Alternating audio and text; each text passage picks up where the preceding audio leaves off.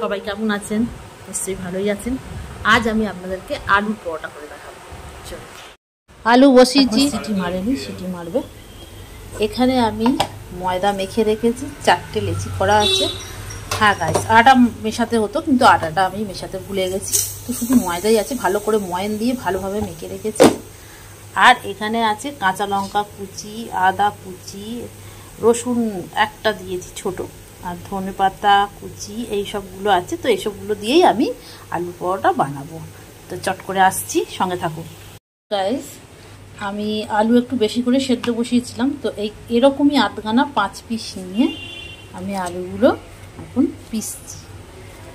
এইবারে এর মধ্যে আপনাদেরকে তো বললাম যে আদা রসুন ধনেপাতা কুচি কাঁচা লঙ্কা কুচি এগুলো দেবো, তার সাথে দেবো গোটা গোলমরিচ। আমি গুঁড়িয়েছি গোটা গোলমরিচ, জিরে গুঁড়ো, ধনে গুঁড়ো, সামান্য একটু হলুদ, লঙ্কা গুঁড়ো, নুন।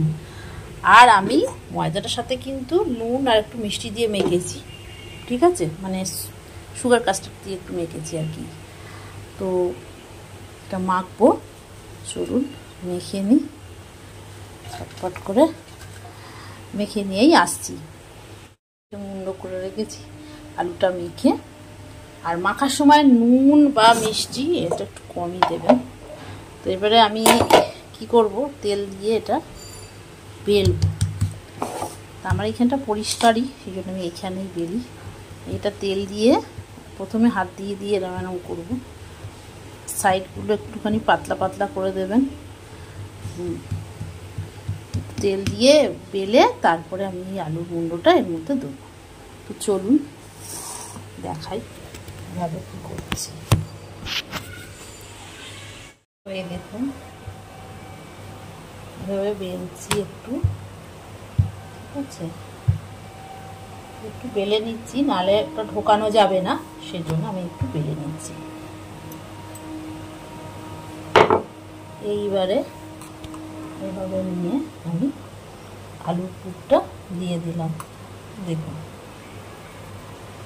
দিয়ে এইবারে আমি এইভাবে করে জিনিসটা এরকম করে নিয়ে আস্তে আস্তে এইভাবে গিয়ে এভাবে মুড়ে দেবো।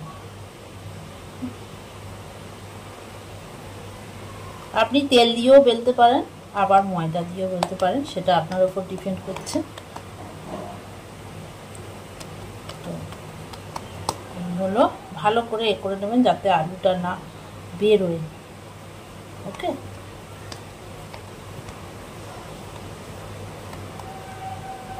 এবার আমি তেল দিয়েই বেলি। তেলটা একটু উপরে দিয়ে দিলাম, আর যেহেতু বেলবো তো আমি এখানটা একটু দিয়ে দিলাম, জায়গাটাতে দিয়ে দিলাম, চারিদিকে আলুটা ছড়িয়ে যায়, সেই জন্য এইভাবে দিলাম। তো হালকা হালকা করে আমি, বেশি চাপবেন না, হালকা হালকা করে বেলবেন, ঠিক আছে। এটা আপনি ইচ্ছে করলে ঘি দিয়েও ভাজতে পারেন, বাটার দিয়েও ভাজতে পারেন, আবার সাদা তেলেও ভাজতে পারেন। তো আমি ঘি বাটারেই বেশি ভাজি, সাদা তেলেও ভাজি। তো আজকে আমি সাদা তেলেই ভাজবো,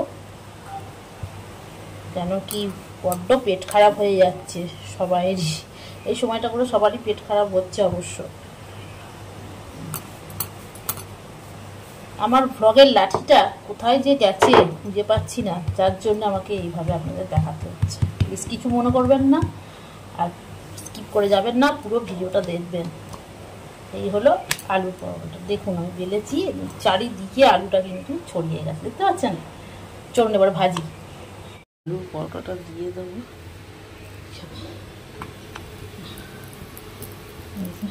দিয়ে দিলাম। যতটা পারবেন এই ধারগুলো মানে হয়ে গেলে ভালো আর কি, ছোটো ছোটো। মিডিয়াম আঁচটা কিন্তু আমি মিডিয়াম রেখেছি, ঠিক আছে, বেশি জোরে রাখিনি।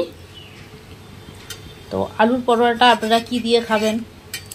টক দই দিয়েও খেতে পারেন, আর লঙ্কার আচার, আমের আচার দিয়েও খেতে পারেন, ঠিক আছে। এটা আগে ভালো করে সেঁকবেন, তারপরে তেল দেবেন, আগে কিন্তু তেল দেবেন না।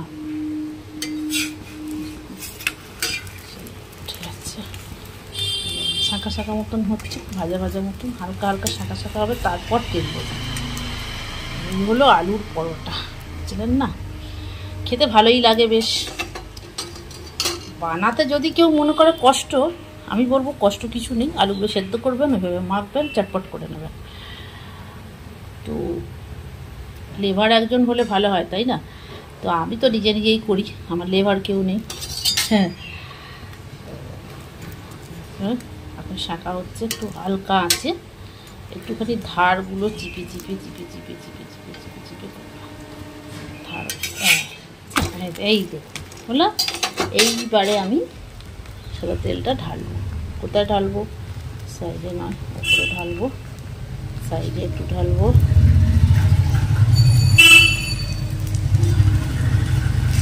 এখন কিন্তু আঁচটা একটু আস্তে করে দেবো। হ্যাঁ, মানে তেলটা যেহেতু দিয়েছি, চলুন ভেজে নিয়ে প্লেটে সাজিয়ে নিয়ে আসছি, সঙ্গে থাকুন। আমার আলুর পরোটা রেডি।